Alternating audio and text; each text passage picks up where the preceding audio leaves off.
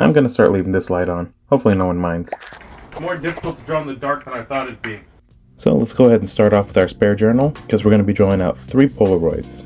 Now each Polaroid is just going to be a different type of door. Looks like we got an extreme close-up, a wide shot, and it looks like maybe an extreme wide shot. And to make sure I steady my hand, I'm going to use my spare journal. That way I don't have to use journal 3 as a hand rest.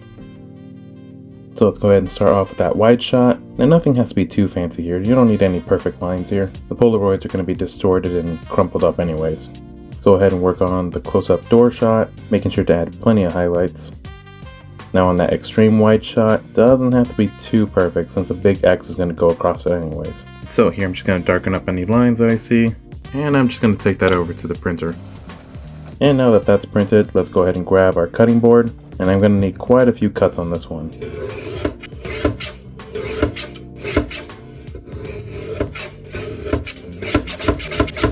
Oh wait, hang on, one more. And now that we're done with that cutting board, let's go ahead and put it away, clean up our station a little bit. Let's go ahead and grab our coffee. That look like mold to you? And let's rejuvenate it with some extra water. Now it's a little concerning because the coffee wasn't this dark to begin with, and I should really just replace it at this point. I don't know why I just keep using the same one over and over. Maybe it's just the ink mixing in with the coffee making it darker. And now that they've taken a little dip, let's go ahead and let them air dry. So back to this. Now we can use the spare journal as a hand rest. Let's go ahead and find the page that we're supposed to be at. And I'm thinking since it's a pretty easy drawing, might as well do 2 pages. Be surprised how long it took me to do it. Let's go ahead and use my paper clip to hold the page in place. I only own 1 paper clip. If I lose it, that's it. Let's go ahead and do the first sketch. A couple of symbols on the right side, a few extra ones on top. Another door, but on the left side of the page this time. And just gonna sketch out that cursive just a little bit because I want to make sure that looks correct.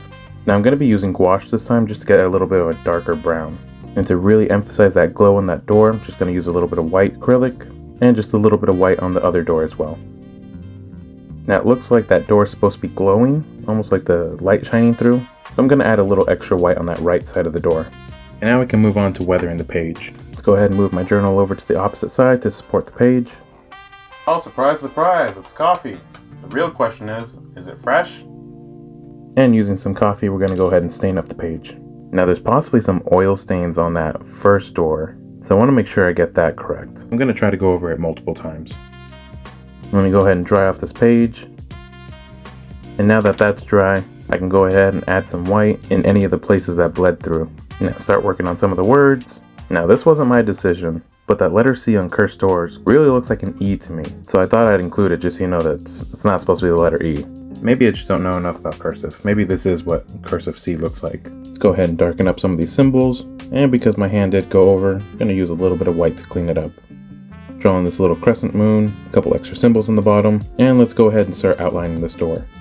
Now just like the gnome page, it does look like this door is thought out a little bit more and not really drawn on the fly. So I'm going to spend a little extra time making it look nice. And right here I'm just using a regular set of art pens. And because I lost those oil stains, I'm going to go ahead and add in a little bit extra white right there just to smudge it in. Now this opposite door doesn't have any sketch lines or anything behind it, so as much as I want to add some sketch lines back there, I'm going to avoid doing it for this door. So same way, I'm just going to outline everything. Going to make sure to get that radiant glow right there going, and I'm just going to add a little extra line weight just so the door doesn't look so flat. A couple of ink splatters, and we can start working on those words. And like normal, I'm just going to speed right through it. Now those Polaroids are still drying, but I did print out an extra one that I happened to miscut. But this works out in my favor. I can use this as a placeholder, so I can get all those words that are supposed to be underneath those Polaroids. The sizing will be a little bit different, but it should be close enough. Add in a few more symbols, a couple of more forwards notes, some more hidden messages underneath the Polaroids.